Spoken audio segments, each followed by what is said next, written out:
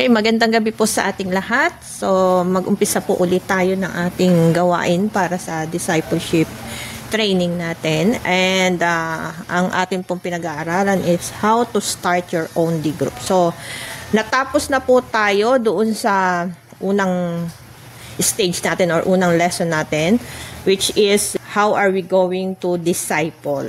So, first, we need to address for discipleship stages. Okay? So, meron tayong mga discipleship stages. Kailangan kasi makita natin ito kasi hindi magpa-progress or hindi lalago yung inyong mga D group kung hindi natin tinitignan yung progress ng mga tao natin.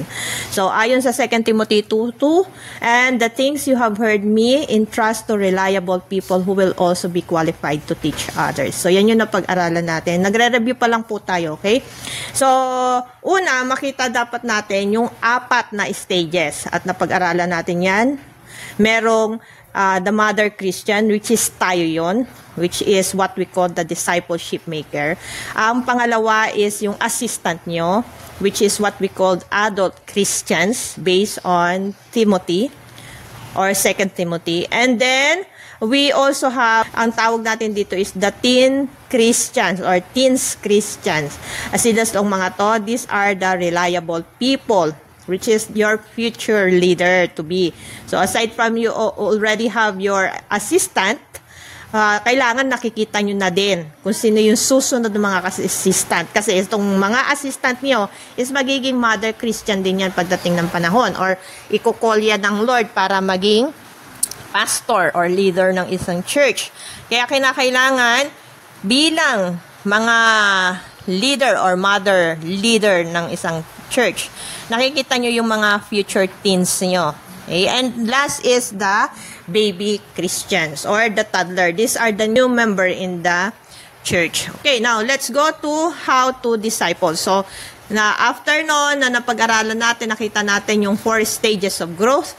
Now, we go to the how to disciple. At we studied the 4 steps. Ano yung 4 steps na yon? 1 is evangelism. 2 is building or edifying or equipping our members. 3 is yung i-empower natin sila. When we say empower, I mean, ang edify pala is makita natin yung mga skills nila. Okay? And then we have the empower. So, what is empower?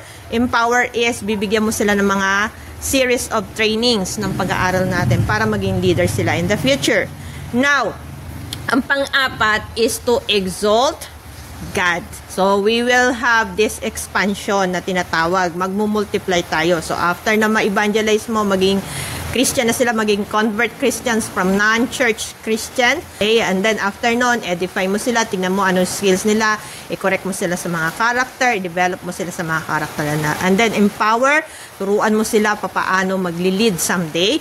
And then, tsaka mag-multiplication. Okay? So, we also studied the vital possession of a disciple maker. So, siyempre, as a discipleship maker, tayo yon, no? Bilang mga mother ng church na ito. Ano ang dapat tinataglay natin? 1 is you have a deep prayerful life. Another is you have deep knowledge of God's word. So, aside from, of course, you always pray, dapat alam mo din ang salita. When we say deep, so, we have this deep prayerful life. Aside from that, dapat meron ka ding deep knowledge of God's words. Hindi pwedeng prayerful ka lang, pero wala ka namang alam pagdating sa salita ng Lord. Kaya nga nagtitraining tayo. Kasi kailangan meron tayong deep knowledge about the knowledge or the word of God. Kasi hindi pwedeng mas advance yung alam ng ibang tao or ng ating mga tupa kaysa sa atin. Baka mamaya, isang salita lang ng tupa natin matigalgal tayo, no? Kasi hindi natin alam kung ano isasagot natin. Tapos, hahanapin nyo pa ako, paano kung hindi ako present nung time na yon sa inyong Bible study?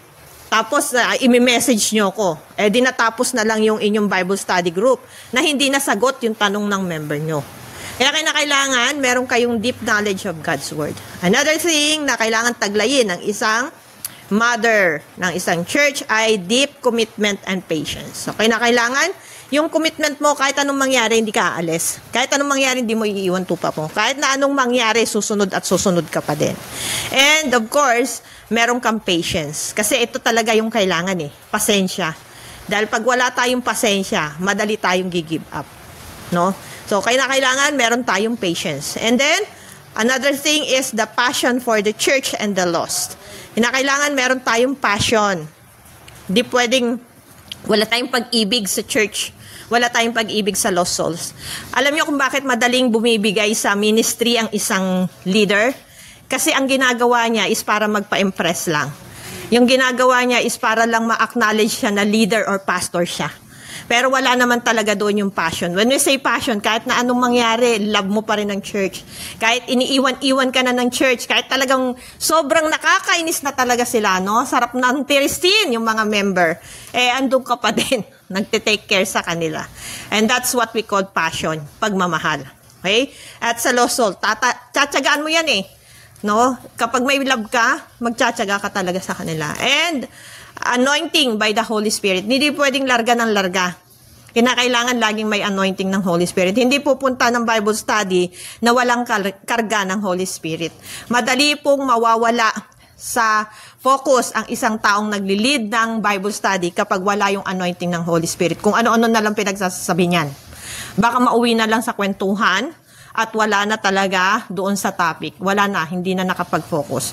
Ano pa, pag walang anointing, dry na dry ang ministry. Hindi na lumalago kasi walang anointing. No? Kaya kailangan laging may anointing. Ano man ang gagawin natin? Dalhin natin yan sa prayer. Dalhin natin yan sa pag-aaral ng salita ng Lord. Hanapin talaga natin si Lord.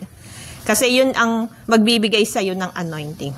And obedient, humbleness, and willing to learn. Yan ang kailangan ng mga discipleship maker na kagaya natin. Merong pagsunod, merong pagpapakumbabang loob, marunong sumunod. Now, let's go to ano yung process natin para sa pagdi-discipleship maker. Number 1 is to evangelize. At meron tayong 3 P's. Ano yung 3 P's? Hindi 4 P's, okay? 3 P's, pray, prepare, and proclaim. So, as a Christian, tayo yon. Hindi lang pala mga believers, kundi pati mga Christian. Ay kailangan nating i-evangelize. When we say evangelize, i-preach ang gospel sa mga non-Christian. Pero bago ka magpe-preach, make it sure nakapag-pray ka na. Kanina ko pa sinasabi yan. And prepare ka dapat before na mag-proclaim ka. Mamaya may topic natin yan, no? So pray, prepare, and proclaim. Next ay yung edify. When we say edify, you have to use this ACT way or ACT way. Tandaan nyo na lang po yan. No? Yung process natin is 3 P's. Ano-ano nga uli yan? Sige, tingnan natin. Pray, prepare, and proclaim. Very good. Now, ano yung ACT natin? Assess the ability of your member. Check mo anong ability ng mga members mo. Anong mga talents nila, anong mga giftings nila. Baka meron dyan marunong kumanta. Baka meron dyan marunong mag-pray na. Baka meron dyan mahusay magturo. So, check the ability of your member. And then, ask for commitment. No? Tanong mo sa kanila, pwede ba kayo magbigay ng oras na ganito, araw na ganito para sa Bible study group natin? Pwede ba nga makausap ka ng ganitong araw para mag one-on-one tayo ng discussion, etc., etc. Nasa sa inyo po yung kung anong gusto ninyong gawin. Basta make it sure na magbibigay ng commitment.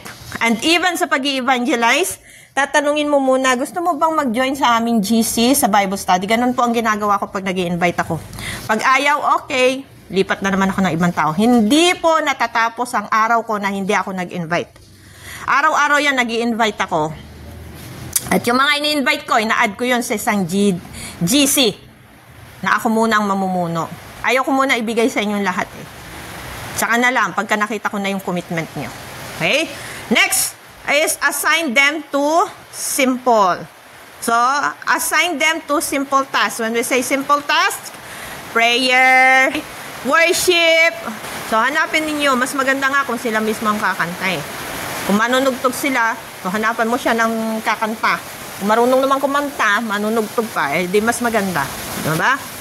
Okay, next is empower. Why should we empower? Sige. Lagay nyo po yung sagot nyo dyan sa inbox habang ako'y nagtatopic. Okay? Now, a discipler, which is us, kailangan nating mag-empower or mag-equip ng mga believers. Stage 1. Ano yung may 3 stages tayo na process sa pag-empower. Number 1 is make yourself available. Of course, paano ka mag-empower kung ikaw mismo wala kang time? So, nag-i-invest ka dapat ng time mo. Alam niyo sa pag-i-invest ng time, it takes time din talaga na matutunan mo ang lahat ng bagay. Kaya dapat ang isang discipler maker, may sarili siyang pag-aaral ng kanyang salita ng Diyos. Hindi yun nakaasa lang sa akin. Kasi pangit po yung lagi kayo nakaasa sa akin o nakaasa kayo lagi kay Bishop. Hindi magandang ugali ng isang discipleship maker yan. Ang isang discipleship maker, dapat may sarili siyang pag-aaral. Nagtututok talaga siya. So, kung halimbawa, ngayong araw na to, 3 chapter ng Genesis babasahin mo. Sa susunod na araw naman, or bukas, 3 chapter ulit. Hanggang sa matapos mo ang buong Revelation. Hanggang Revelation. From Genesis to Revelation. Matapos mo yung buong Biblia. Kasi hindi po pwedeng alam niyo yan mga kapatid, kinig-kinig lang tayo. Hindi pwedeng ganun. Kung bakit naging mahusay akong mag-explain, ay dahil po, binabasa ko ang Bible. Hindi lang ako nakikinig lang sa mga devotion. Kasi yung mga devotion, limited lang yan. Unlike pag ikaw talaga yung mismong nag-aral ng Biblia, kahit pa sinong tao ang humarap sa'yo, hindi ka nila matatalo. No? Sa paglalaban ng iyong faith. Kasi bakit? Kasi alam mo ang Bible Unless na lang, ikaw yung tipo ng discipleship maker na tamad. No? Wala pong discipleship maker na tatamad-tamad. Kinakailangan po, nag-aaral talaga tayo. So, make yourself available. Available sa oras, available sa pag-aaral ng salita ng Diyos, available sa tao na mag-follow up. Hindi pwedeng hindi tayo nagpa-follow up. Kailangan pina-follow up natin isang tao, isang araw. Or 2 tao, isang araw. Mas maganda. Okay? Stage 2, be equipped. Kinakailangan ng discipleship maker, equip. Katulad ng sinabi ko kanina, paano ka mag-i-equip ng tao kung ikaw mismo hindi ka equip? Kinakailangan equip ka. Kinakailangan malalim ang pag-aaral mo sa salita ng Lord. Okay, and then stage 3 is make disciples. So after mong maging available yung sarili mo, after mong ma-equip at marami ka ng alam, tsaka ka mag-disciple.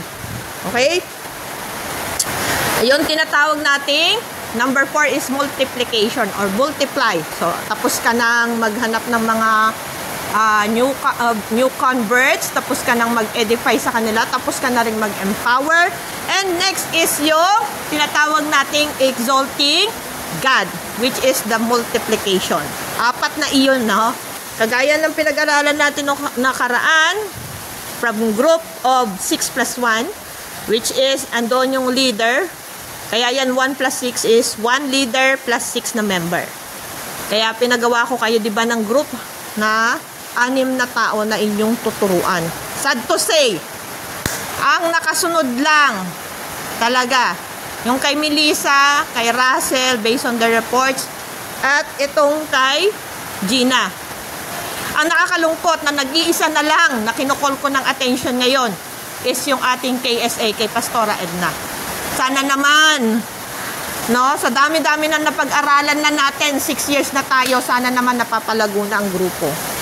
Okay? Sana may multiplication dyan.